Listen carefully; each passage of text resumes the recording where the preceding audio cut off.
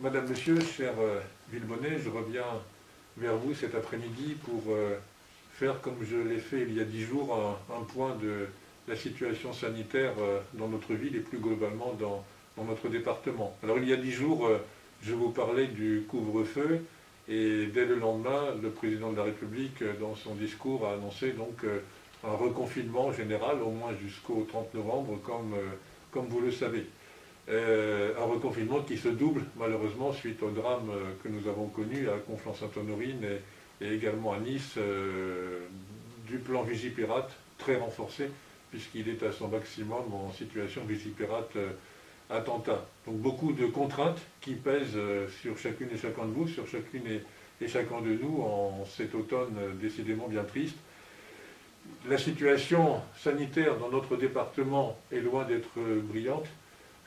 L'Essonne a un taux d'incidence, c'est-à-dire un taux de tests positifs par rapport à un quota de 100 000 personnes qui est supérieur à celui des autres départements d'Île-de-France. Et plus inquiétant, ce taux est en accélération plus forte que dans les autres départements d'Île-de-France.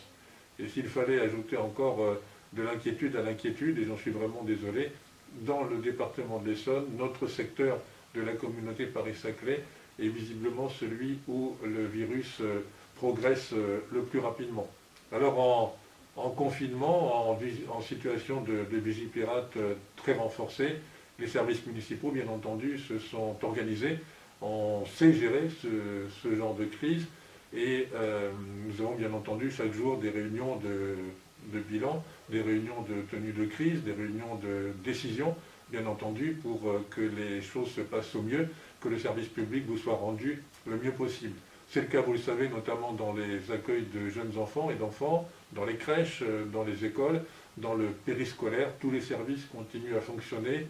La précaution que nous vous demandons en termes de démarches administratives, c'est s'il vous plaît de prendre rendez-vous dans les services administratifs, si vous avez besoin d'une carte d'identité, si vous avez besoin d'un certificat quelconque, si vous avez besoin de rencontrer le service urbanisme ou autre, prenez rendez-vous, ça permettra d'éviter évidemment les attentes et les petits attroupements donc, dans le hall de nos établissements.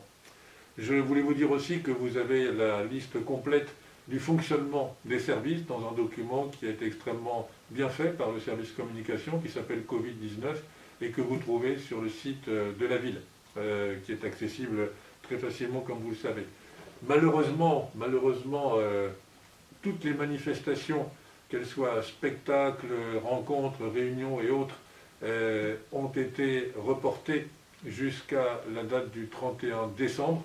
Vous sentez qu'on ne croit pas beaucoup à un retour à la normale à partir du 1er décembre et il y a des contrats parfois qu'on doit prévoir à l'avance. Donc nous avons préféré reporter toute manifestation, que ce soit au centre culturel, au centre sportif, etc. Toute manifestation donc, qui était prévue dans cette tranche.